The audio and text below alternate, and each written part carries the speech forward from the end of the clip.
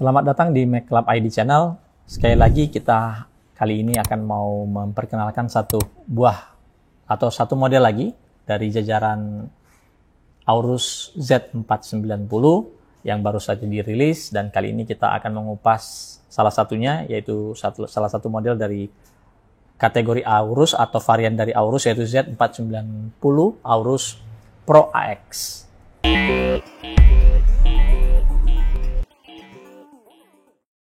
Sebelum kita mulai membahas lebih detail tentang komponen-komponen utama yang ada dalam motherboard ini, kita akan lakukan unboxing singkat untuk melihat apa saja yang ada dalam paket penjualannya. Jadi ini adalah motherboard yang sudah retail. Kita bisa lihat ada segel garansi, ada stiker garansi 3 tahun, dan juga ada stiker anti korosi selama 1 tahun. Jadi pastikan 2 stiker ini selalu ada ketika Anda ingin mencari motherboard dari Aorus untuk memastikan bahwa ini didistribusikan oleh Nusantara Jaya Teknologi untuk kepastian keaslian dan juga layanan purna jual. Kita akan mulai membuka dan melihat isinya. Ini di kompartemen pertama, motherboard. Kita akan sisihkan dulu. Lalu ada multilingual installation guide, petunjuk pemasangan singkat. Lalu ada emblem Aorus. Lalu ada manual book. Ingat, manual book ini sangat penting sekali ketika kita ingin mengetahui atau tidak tahu dengan beberapa fungsi dari konektor atau komponen yang ada di motherboard. Kita bisa selalu mengacu pada manual book. Kemudian ada DVD driver untuk semua software dan driver yang digunakan di motherboard ini. Ada kartu garansi dari NJT untuk memastikan keaslian. Dan pada perlengkapannya kita bisa temukan kabel thermistor. Ini bisa digunakan untuk mendeteksi temperatur pada peripheral tertentu. Lalu ada kabel RGB extension. Thermistor lagi, ada 2 buah thermistor. Kabel SATA, total ada 4 buah. Jadi.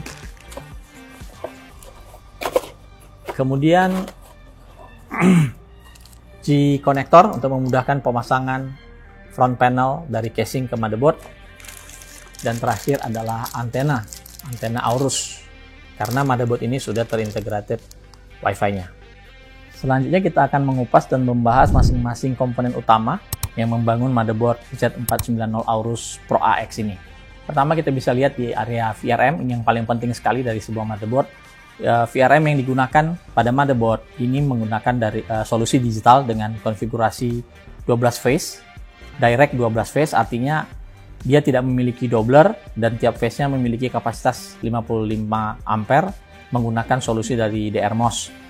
Sehingga dengan konfigurasi 12 phase ini berarti total VRM ini mampu menerima atau mampu menyediakan total 660 ampere. Jadi sangat jauh lebih dari cukup untuk menghandle sebuah prosesor Intel generasi ke-10, bahkan yang Core i9 dan bahkan pada praktek overclock sekalipun. Kemudian di bagian controller untuk PWM-nya menggunakan juga solusi digital dari Renesas ISL 69269. Sekali lagi ini yang mengatur konfigurasi 12 phase direct ya. Jadi ini sekali lagi tidak memiliki doubler.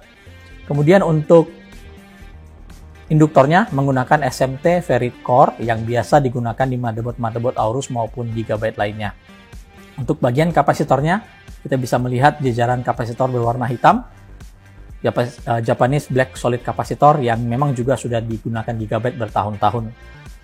Untuk voltage console menggunakan Nuvoton NCT 3933. Kemudian untuk heatsinknya, kita bisa lihat di situ ada heat pipe dengan teknologi Direct Touch 2 yang di-enhance, di mana heat pipe ini memiliki ruang bidang kontak yang jauh lebih besar dibandingkan generasi sebelumnya.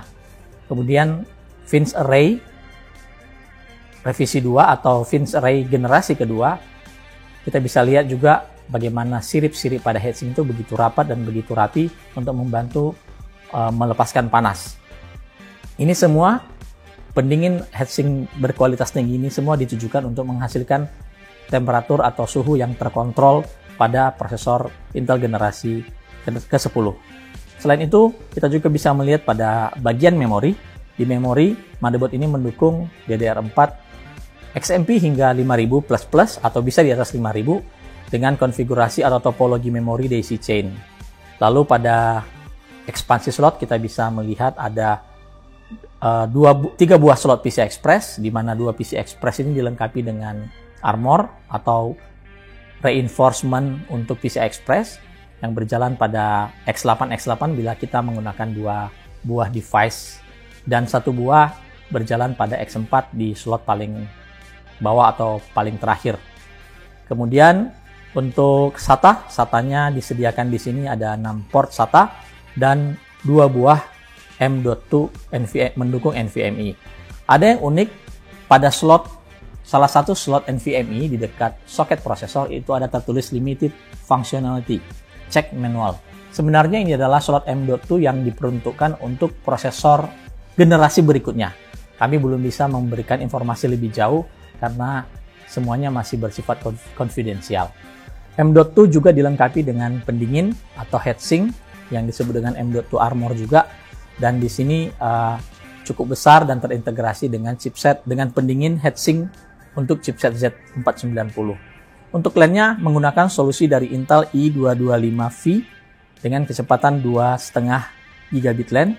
Jadi kalau kita bisa lihat sekarang umumnya di chipset Z490 itu semua sudah mengintegrasikan koneksi jaringan kabel atau networking dengan kecepatan 2,5 gigabit. LAN konektornya juga ini memiliki proteksi 15 kV surge protection dan LAN ESD protection dengan nilai hingga 25 kV. Di bagian audio kita bisa melihat chip dari Realtek ALC 1220VB yang digunakan sebagai main controller untuk audionya, dibantu dengan audio kapasitor dari Wima dan Nichicon MW. Kemudian audio ini juga sudah mendukung logo high-res audio 20 hingga 40 kHz. Di bagian Wi-Fi modul yang digunakan adalah Intel 2x2 Wireless AX201 atau Wi-Fi 6 yang memiliki kecepatan jauh lebih tinggi dibandingkan generasi AC atau generasi yang sebelumnya. Di bagian antena juga kita bisa melihat ada high gain antena yang disertakan pada paket penjualan.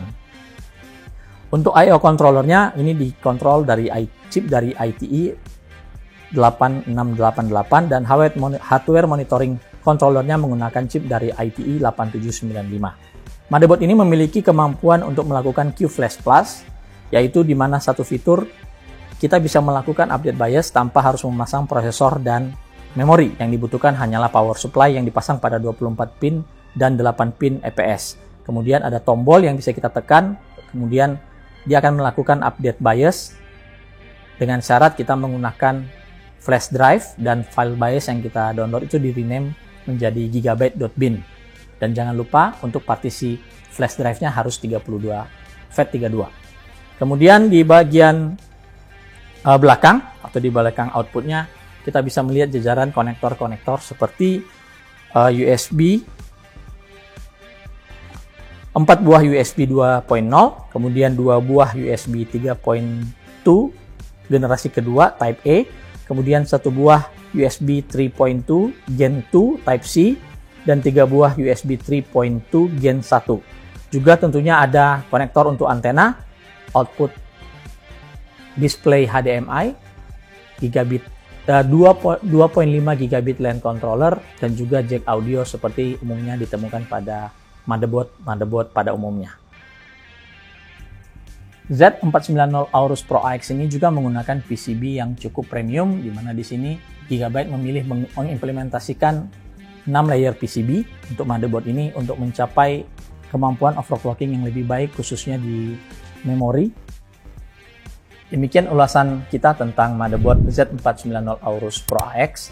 Sekali lagi, di kategori Aorus, Pro ini berada di bawah level Master dan di atas model Elite. Jadi motherboard ini berada di kelas mainstream to high-end dan ini sangat ideal digunakan untuk para gamer yang membutuhkan performa paling maksimum dari sebuah prosesor Intel generasi ke-10, khususnya ketika yang dipasangkan dengan motherboard ini adalah prosesor dengan akhiran K atau KF seperti 10900K atau 10900KF yang memiliki kemampuan overclocking dengan unlocking multiplayer dan juga kecepatan memori yang fantastis. Demikian informasi kita tentang motherboard Z490 Aorus Pro AX. Link pembelian dan juga harga bisa dilihat di kolom description.